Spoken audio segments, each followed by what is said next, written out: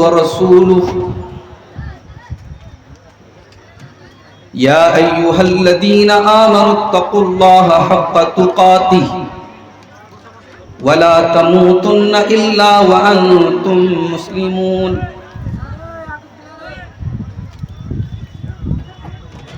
يا أيها الناس اتقوا ربكم الذي خلقكم من نفس واحدة وخلق منها زوجها وبث منهما رجالا كثيرا ونساء واتقوا الله الذي تساءلون به والأرحام إن الله كان عليكم رقيبا يا أيها الذين آمنوا اتقوا الله وقولوا قولا سديدا يصلح لكم أعمالكم ويغفر لكم ذنوبكم ومن يطع الله ورسوله فقد فاز فوزا عظيما أما بعد فإن خير الحديث كتاب الله وخير الهدي هدي محمد صلى الله عليه وسلم وشر الأمور محدثاتها وكل محدثة بدعة وكل بدعة ضلالة وكل ضلالة في النار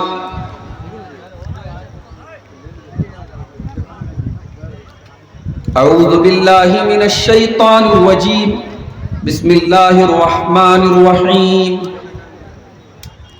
وما أصابكم من مصيبة فبما كسبت أيديكم ويعفو عن كثير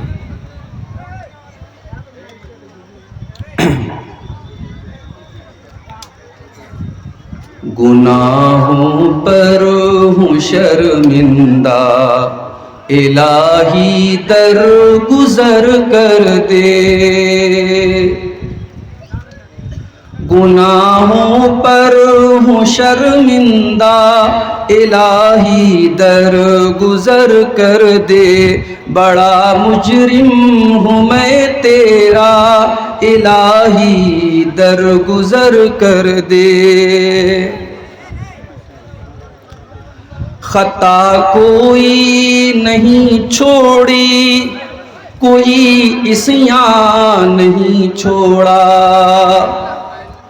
خطا کوئی نہیں چھوڑی کوئی عصیاں نہیں چھوڑا بس اب کرتا ہوں میں توبہ الہی درگزر کر دے کھلونا ہاتھ کا اپنے بنا رکھا ہے شیطان نے کھلونا ہاتھ کا اپنے بنا رکھا ہے شیطان نے بنا لے اپنا تو بندہ الہی درگزر کر دے تیرے دینے سے اے مولا تیرا تو کچھ نہ بگڑے گا تیرے دینے سے اے مولا تیرا تو کچھ نہ بگڑے گا مگر بن جائے گا میرا الہی درگزر کر دے سنور جائے میری دنیا سنور جائے میری عقبہ جو ہو فضل و کرم تیرا الہی درگزر کر دے نبی کی بھی شفاعت جو مجھے حاصل ہو محشر میں نبی کی بھی شفاعت جو مجھے حاصل ہو محشر میں تو بیڑا پار ہے میرا الہی درگزر کر دے گناہوں پر ہوں شرمندہ الہی درگزر کر دے صدر محترم حضرت مولانا معین الحق فیضی حفظہ اللہ گڈا صاحب گنج کی جمعیتوں کے محترم ذمہ داران، اسٹیج پر اور جلسے میں موجود معزز علماء کرام، محترم بزرگوں، نوجوان ساتھ، کیوں آواز بار بار کیوں آ رہی ہے؟ کیا بدتمیزی ہے؟ کیا کہنا چاہتے ہیں آپ؟ ہلہ مت کرو، ہلہ مت کرو، بیٹھائے سب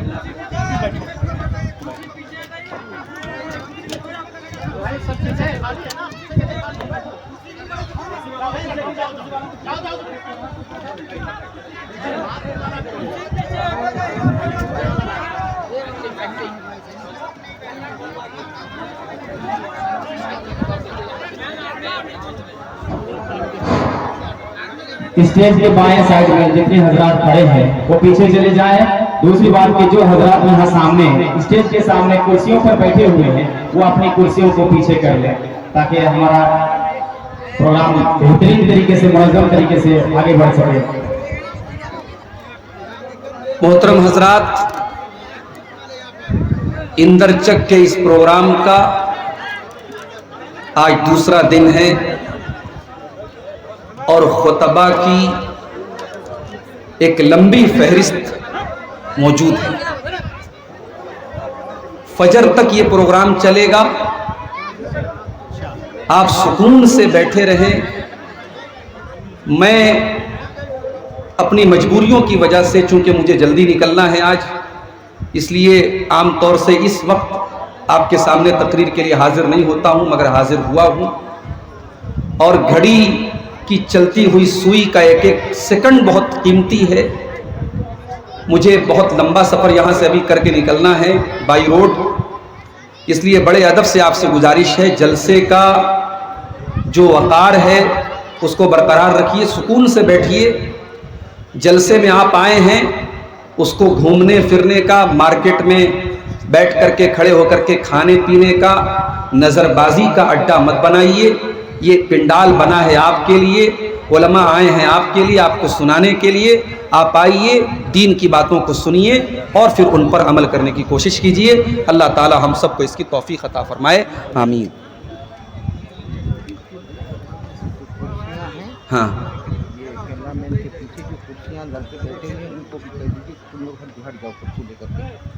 جو سامنے کرسی پر جو بیٹھے ہیں یہ ریکارڈنگ کرنے والے، ان کے علاوہ باقی لوگ کرسی پر نہ بیٹھیں، پیچھے جا کے بیٹھ جائیں۔ پیچھے والوں کو شاید کچھ دقت آ رہی ہے، آپ لوگ سب کا خیال کریں۔ میرے بھائیوں، میں نے جو آیت کریمہ آپ کے سامنے پڑھی ہے خطبہ مسنونہ کے بعد، اس آیت میں اللہ تعالیٰ نے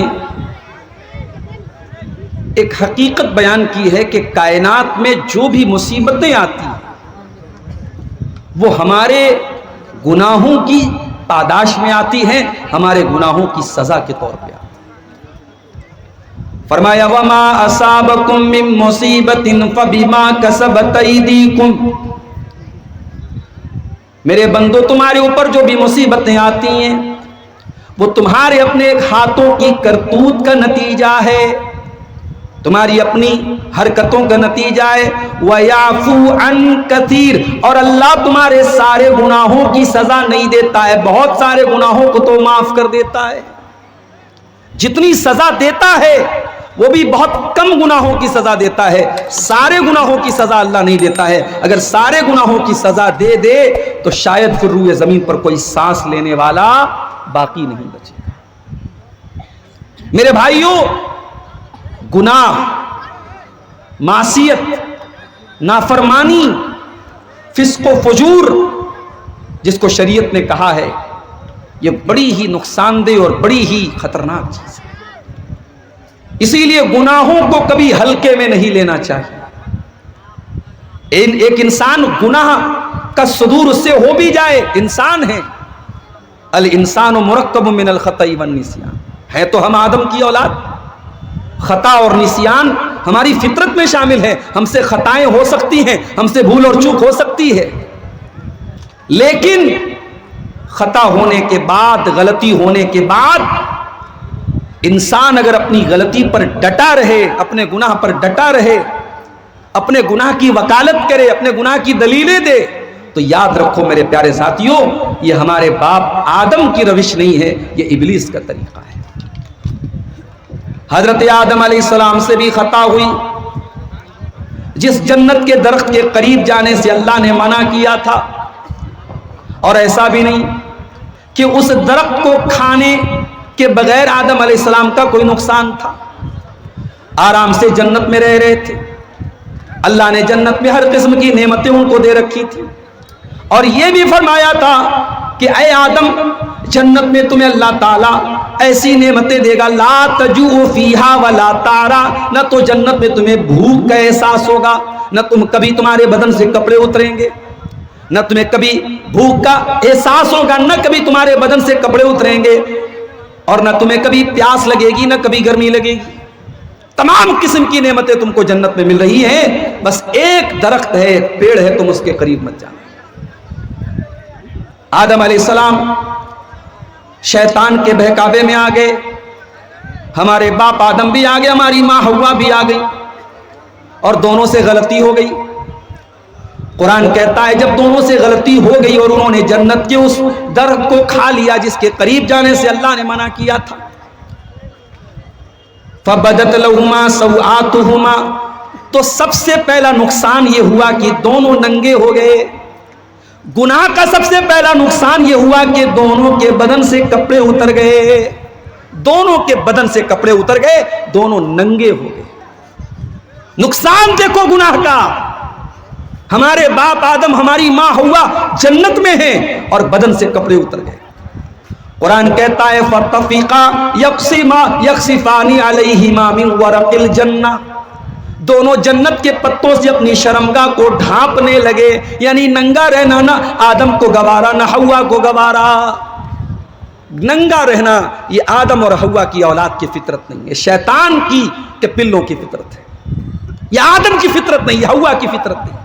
جنہیں ننگے رہنے میں مزہ آتا ہے، جو سوشل میڈیا پر اپنی ننگی تصویریں ڈالتے ہیں یا ڈالتی ہیں، اللہ کی قسم ان کے اندر اسلام چھوڑ دو، ایمان چھوڑو، انسانیت بھی نہیں ہے. اگر آدم کی سچی اولاد ہوتے، اگر واقعی میں آدم کے طریقے پر ہوتے اور حوا کے طریقے پر ہوتے تو ننگے پن کو کبھی پسند نہ کرتے.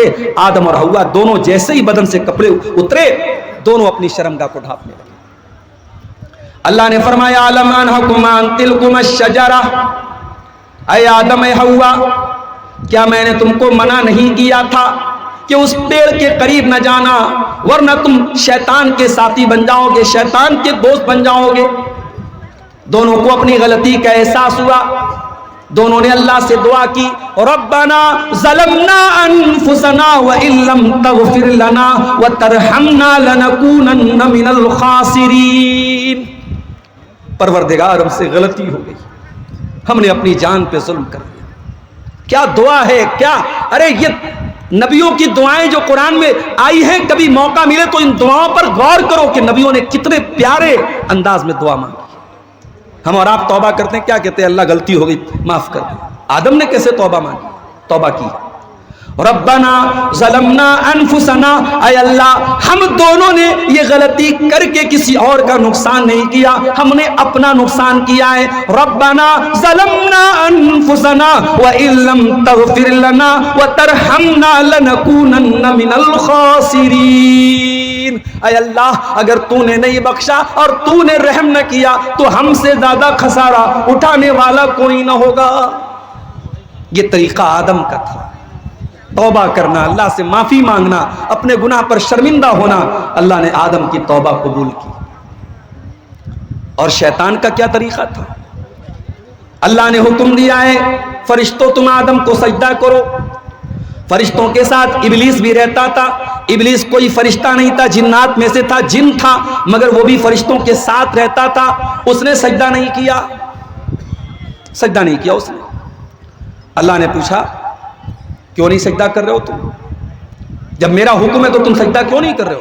ما منعک ان تسجد، اے ابلیس تو سجدہ کیوں نہیں کر رہا ہے آدم کو جس کو میں نے اپنے ہاتھ سے پیدا کیا؟ قال انا خیر منہ خلقتنی من نار وخلقتہ من طین. ابلیس نے معافی نہیں مانگی، شرمندہ نہیں ہوا، توبہ نہیں کی، دلیل دینے لگا. کہا کہ اے اللہ میں آدم سے بہتر ہوں, میں بہتر ہوں آدم سے. تو نے مجھے آگ سے پیدا کیا اور آدم کو مٹی سے پیدا کیا, میں اس کو سجدہ کیوں کروں؟ ایک بات بولوں, اللہ کا حکم آ جائے تو دلیل مت دیا کرو, اللہ کا حکم آ جائے تو عقل مت لگایا کرو, اللہ کا حکم آ جائے تو منطق مت لگایا کرو, رسول کا حکم آ جائے تو لاجک مت پیش کیا کرو. اللہ اور اس کے رسول تمہاری لاجک کے محتاج نہیں ہے. اللہ اور اس کے رسول کا حکم آ جائے تو مومن کی شان کیا ہے؟ انما کان قول المؤمنین اذا دعوا الی اللہ ورسولہ لیحکم بینہم ان یقولوا سمعنا واطعنا. اللہ کا فیصلہ آ جائے, رسول کا فیصلہ آ جائے تو مومن کی زبان سے بس ایک ہی لفظ نکلنا چاہیے, ہم نے سن لیا اور مان لیا. کبھی بھی قرآن کے مقابلے میں, حدیث کے مقابلے میں, نص کے مقابلے میں اپنی عقل, اپنی لاجک پیش مت کیا کرو. تمہاری عقل قرآن و حدیث کے تابع ہونی چاہیے, قرآن و حدیث کو اپنی عقل کے تابع کرنے کی کوشش مت کرنا, یہ شیطان کا طریقہ ہے. ایک بات اور پتہ چلی, یہ جو ایگو ہوتا ہے جس کو ہندی میں اہنکار بولتے ہیں, اردو میں تکبر بولتے ہیں, یہ ایگو, یہ اہنکار, یہ تکبر, یہ اپنے آپ کو بڑا سمجھنا, یہ ابلیس کا طریقہ ہے, یہ ابلیس کی سنت ہے. اگر کوئی تکبر کرتا ہے وہ یاد رکھے اس دنیا میں سب سے پہلے اگر کسی نے تکبر کیا تو ابلیس نے کیا. یہ جو میں ہے, میں یہ ہوں, میں وہ ہوں, میری بلڈنگ, میری دولت, میرا بزنس, میرا پیسہ, میرا عہدہ, میرا اقتدار, میری کرسی, میرا پاور, یہ میں کرنا, یہ ہر دور میں ظالموں کا طریقہ رہا ہے, فرعون کا طریقہ رہا ہے, قارون کا طریقہ رہا ہے, ابو جہل کا طریقہ رہا ہے, ابو لہب کا طریقہ رہا ہے. اللہ کے نیک بندے میں نہیں کرتے, انا نہیں کرتے, ایگو نہیں کرتے. اللہ کے نیک بندے کیسے ہوتے ہیں؟ قرآن کہتا ہے وَعِبَادُ الرَّحْمَنِ الَّذِينَ يَمْشُونَ عَلَى الْأَرْضِ هَوْنًا. میرے نیک بندے وہ ہیں جو زمین پر نرم چال چلتے ہیں, جو زمین پر عاجزی کے ساتھ چلتے ہیں, تواضع کے ساتھ چلتے ہیں. ابلیس نے تکبر کیا, ڈھٹائی کی, ایک تو چوری اوپر سے سینہ زوری کی اور دلیل دینے لگا. اللہ نے کہا فَخْرُجْ مِنْهَا فَإِنَّكَ رَجِيمٌ, نکل جا, آج سے تو ہماری رحمت سے, ہماری جنت سے تو نکل جا, اب تو قیامت تک رجیم رہے گا, مردود رہے گا, تیرے اوپر لعنت برستی رہے گی, پھٹکار برستی رہے گی. تو گناہ کا ہو جانا یہ بہت بڑی بات نہیں ہے میرے ساتھ, ہم انسان ہیں. گناہ کا ہو جانا یہ اتنی خطرناک بات نہیں ہے. گناہ کے بعد انسان کے دل میں توبہ کا خیال نہ آئے, انسان شرمندہ نہ ہو, یہ خطرناک بات ہے. اسی لیے قرآن ہمیں بار بار گناہوں کے سائیڈ ایفیکٹ بتاتا ہے, گناہوں کا نقصان بتاتا ہے. میرے پیارے ساتھیوں, قرآن کہتا ہے وَمَنْ أَعْرَضَ عَنْ ذِكْرِي فَإِنَّ لَهُ مَعِيشَةً ضَنْكًا وَنَحْشُرُهُ يَوْمَ الْقِيَامَةِ أَعْمَى. جو ہماری شریعت سے منہ موڑتا ہے, جو ہمارے ذکر سے اعراض کرتا ہے, جو گناہوں کی دنیا آباد کرتا ہے, جو میری نافرمانی کرتا ہے, میری شریعت کو بھول جاتا ہے, فَإِنَّ لَهُ مَعِيشَةً ضَنْكًا, ہم اس کی زندگی کو بے سکون والی زندگی بنا دیتے ہیں. اس کی زندگی میں چین نہیں ہوتا, اس کی زندگی میں سکون نہیں ہوتا. وَنَحْشُرُهُ يَوْمَ الْقِيَامَةِ أَعْمَى, اور قیامت کے دن ہم اسے اندھا بنا کر کے اٹھائیں گے. دنیا میں اس نے کبھی چشمہ نہ لگایا ہو, کبھی اس کی آنکھ میں کوئی پرابلم ہوئی ہو نہ ہوئی ہو, لیکن قیامت کے دن ہم اسے اندھا بنا کر کے اٹھائیں گے. قال رب لم حشرتنی اعمی وقد كنت بصیرا, وہ بندہ کہے گا اے اللہ میں تو اچھا بھلا دنیا میں دیکھا کرتا تھا, اے اللہ آج کے دن میں اندھا کیسے بن گیا, میری آنکھیں کہاں چلی گئی, میری بصارت کہاں چلی گئی. اللہ فرمائے گا قال كذلك اتتك آیاتنا فنسیتها وكذلك اليوم تنسا. میرے بندے میری آیتیں تیرے سامنے پڑھی جاتی تھی, میرا قرآن تیرے سامنے پڑھا جاتا تھا, تو ان کو دیکھتا بھی نہیں تھا, تو بھلا دیتا تھا, تو نے ہماری آیتوں کو بھلا دیا, ہم نے تجھ کو بھلا دیا. گناہ کا نقصان دیکھو میرے ساتھیو, گناہ کرنے والا قیامت کے دن بھی ذلیل ہوگا اور دنیا میں بھی ذلیل ہوگا, کیونکہ عزت کا مالک کون ہے؟ اللہ ہے. من کان یرید العزت فللہ العزت جمیعا، اے عزت تلاش کرنے والو، دنیا والے تم کو عزت نہیں دے پائیں گے جب تک عزت کا مالک تم کو عزت نہیں دے گا۔ من کان یرید العزت، جس کو عزت چاہیے، فللہ العزت جمیعا، تمام قسم کی عزت کا مالک اللہ ہے۔ اللہ نے اپنے نبی کو دعا سکھائی قرآن میں، قل اللہم مالک الملک تؤتی الملک من تشاء وتنزع الملک ممن تشاء وتعز من تشاء وتذل من تشاء۔ اے نبی آپ یہ دعا پڑھا کیجئے، اے بادشاہت کے مالک، اے بادشاہت کے مالک، اے ساری کائنات کے شہنشاہ، تو جس کو چاہتا ہے بادشاہت دیتا ہے، جس سے چاہتا ہے بادشاہت چھین لیتا ہے۔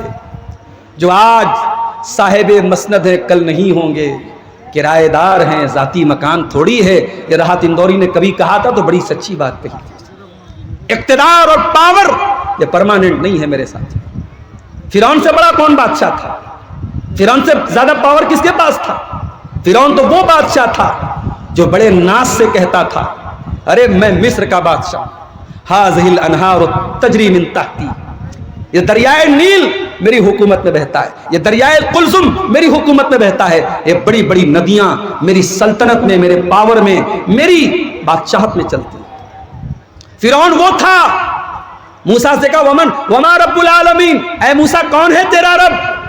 موسیٰ نے کہا اللہ، میرا اللہ عرش پر ہے، ساتواں آسمان کے اوپر ہے۔ فرعون نے کہا یا حامان، اے حامان لاؤ ذرا سیڑھی لگا کر کے ایک محل بناتے ہیں، سیڑھی لگا کر کے ذرا دیکھتے ہیں موسیٰ کا رب دکھتا کیسا ہے۔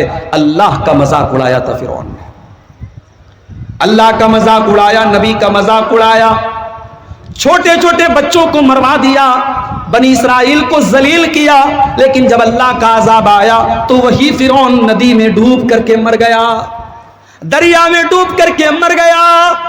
اور جب مرا قرآن کہتا ہے کم ترکو من جنات وعیون وزروع ومقام کریم ونعمت کانوا فیہا فاکہین۔ او لوگو ذرا فرعون کا انجام تو دیکھو، بڑے بڑے محل تھے فرعون کے، آج سب کو چھوڑ کے چلا گیا، بڑے بڑے باغات تھے فرعون کے، سب چھوڑ کے چلا گیا، بڑی نعمتیں اس کے پاس تھی، سب چھوڑ کے جانا پڑا۔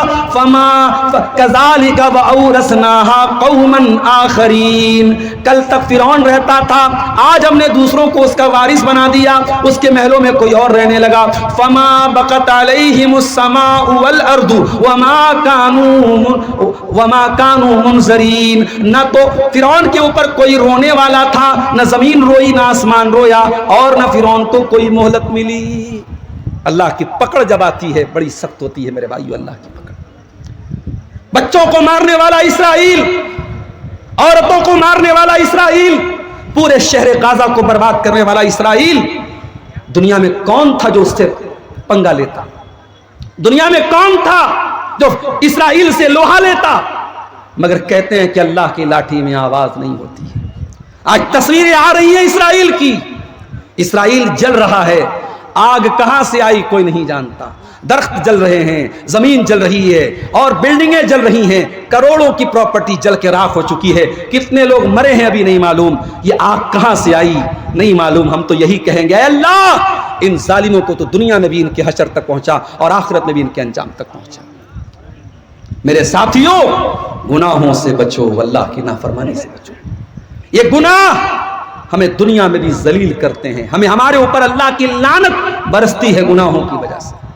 حضرت علی کہتے ہیں اللہ کے نبی نے فرمایا، صحیح مسلم کی روایت ہے، لعن اللہ من ذبح لغیر اللہ، اللہ کی لعنت برستی ہے اس انسان کے اوپر جو غیر اللہ کے نام پر جانور ذبح کرتا ہے۔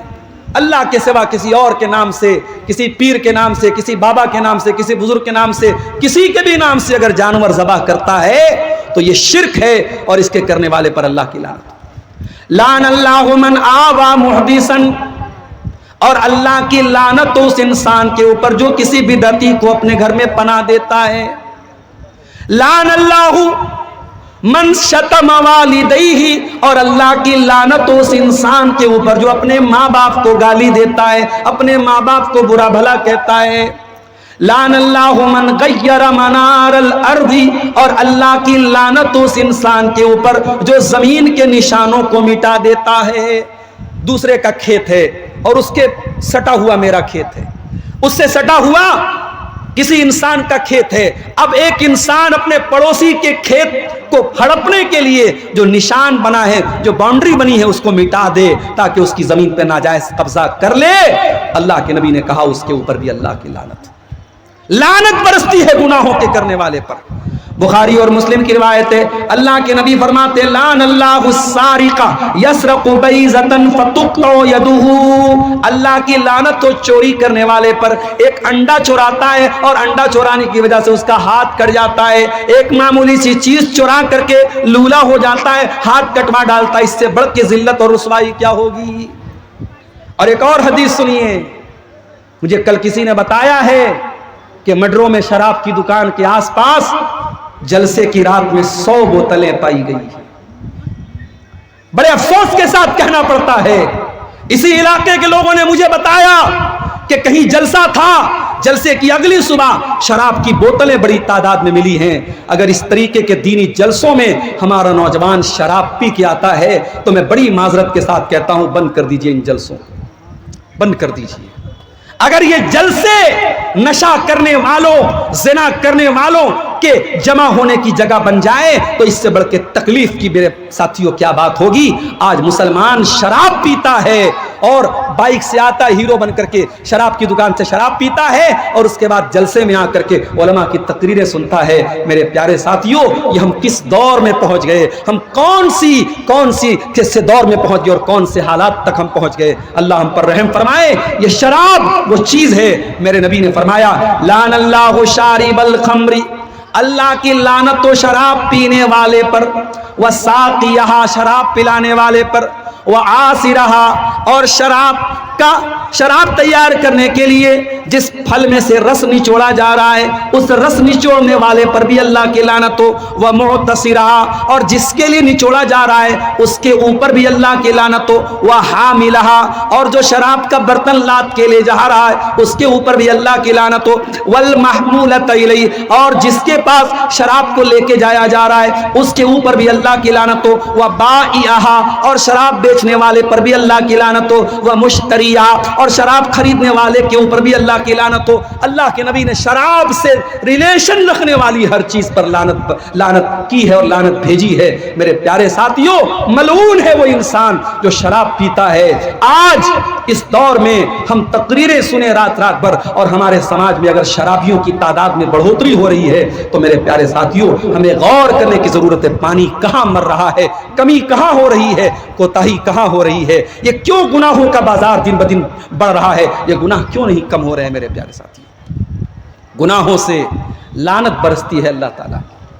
गुनाहों का एक नुकसान और होता है, गुनाह करने से अल्लाह ताला इल्म दीन को छीन लेता है।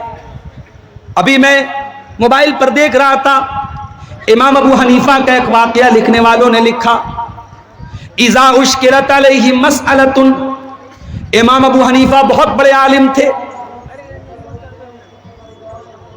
इमाम अबू हनीफा बहुत बड़े आलिम थे। जब कोई मसला बयान करने बैठते थे और मसले का कोई हल समझ में नहीं आता था, इमाम अबू हनीफा के ऊपर जब कोई मसला मुश्किल हो जाता था और मसले का हल नजर नहीं आता था तो कहते थे शायद मैंने कोई गुनाह किया है, शायद मैंने कोई गलती की है, मेरी गलती की सजा मुझको मिल रही है और इस मसले का मुझको हल नहीं मिल रहा है। उसके बाद इमाम अबू हनीफा तौबा करते थे, अल्लाह से माफी मांगते थे, इस्तिगफार करते थे और जब मसला हल हो जाता था तो कहते थे रजौतु अन्नहु तीबली, मुझे ऐसा लगता है कि अल्लाह ने मेरी तौबा कबूल कर ली है।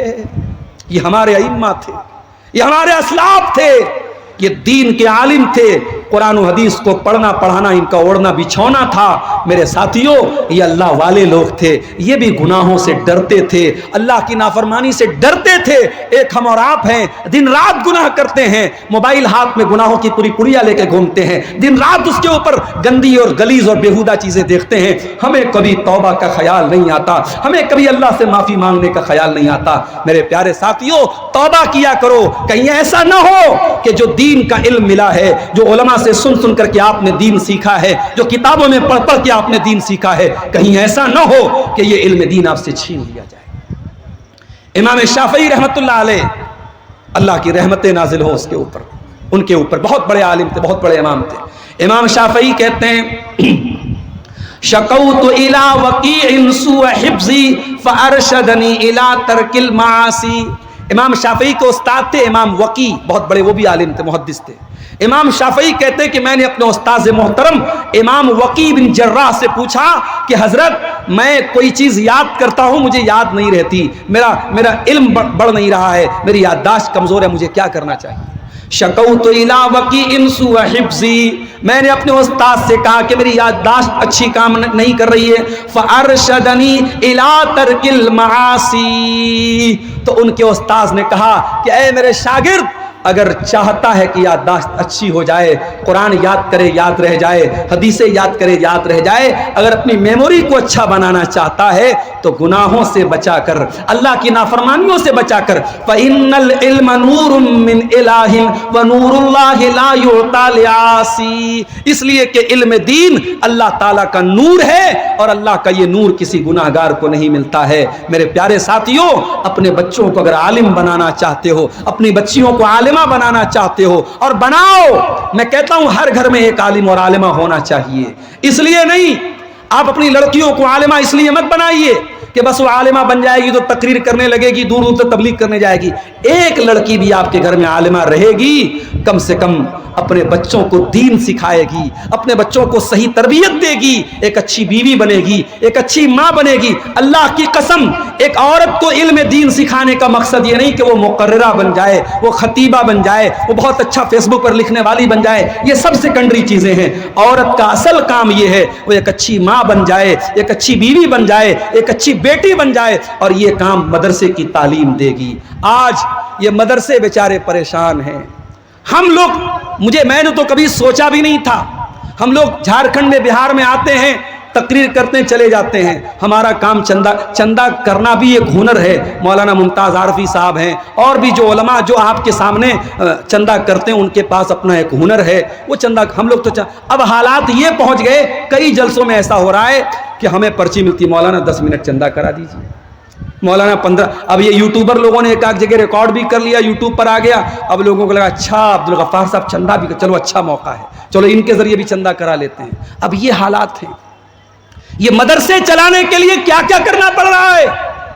साउथ में, कर्नाटक में मैं रमजान में था, मस्जिद में नमाज पढ़ने के लिए जाता था, कोई झारखंड से आ रहा है, कोई बंगाल से आ रहा है, कोई बिहार से आ रहा है, मौलाना साहब आप मुझे पहचानते हैं? मैंने कहा अल्लाह के वास्ते भाई मुझे माफ करो, मैं किसी को नहीं पहचानता।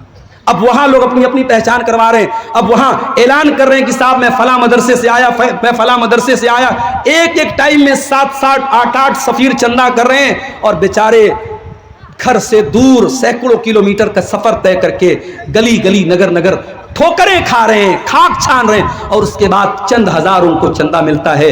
मेरे प्यारे साथियों, इतनी मेहनतों के बाद ये मदरसे चल रहे हैं, ये अफसोस की बात है, ये सोचने का मकाम है। ये मदरसे ये इसलिए चलते हैं ताकि आपकी आने वाली नस्लें कुरान को सीखती रहें, हदीस को सीखती रहें, आपकी आने वाली नस्लें नमाज का तरीका जानती रहें, आपकी आने वाली नस्लें अल्लाह को पहचानती रहें, रसूल को पहचानती रहें। अगर इन मदरसों को चलाने के लिए भीख मांगनी पड़ रही है और बार बार आपके सामने फरियाद करनी पड़ रही है, तो ये अफसोस की बात है। हमारी तारीख तो ऐसी रही है, नबी ने चंदे का ऐलान किया, नबी ने मस्जिद का ऐलान किया, नबी ने अल्लाह की राह में देने का ऐलान किया, औरतों ने अपने कानों की बालियां ला के दे दी, औरतों ने अपने हाथों के कंगन उतार के दे दिए कि आज अल्लाह के दीन को हमारी जरूरत है, ये ले लीजिए। मेरे अजीजों, इल्म दीन क्यों कमजोर पड़ रहा है, ये मदरसे क्यों कमजोर पड़ रहे हैं, ये भी हमारे गुनाहों की एक सजा है मेरे प्यारे साथियों। और नबी ने फरमाया था कयामत के पहले वो दौर भी आएगा जब दुनिया से उलमा धीरे धीरे रुखसत हो जाएंगे, और वो दौर हम देख रहे हैं। आपके झारखंड के बड़े बड़े जय्यद और बुजुर्ग उलमा धीरे धीरे जा रहे हैं। अब मलाई चली गई, क्रीम चली गई, अब छाछ बचा है मेरे प्यारे साथियों, अब असली चीज चली गई। अब इल्म के नाम पर बड़े बड़े दावे हैं, बड़ी बड़ी बातें हैं। अब धीरे धीरे वो दौर भी आएगा जब ये रहा सहा इल्म भी चला जाएगा। तब आपके स्टेज पर कौन आएगा?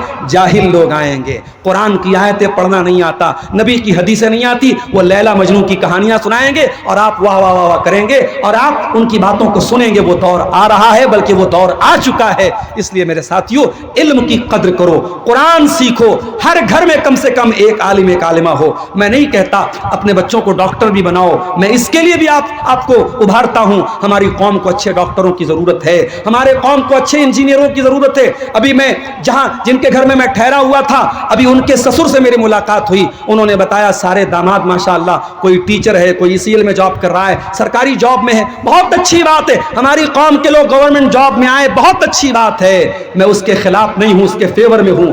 मगर हां, किसी एक बेटे और बेटी को आलिम जरूर बनाना मेरे साथियों।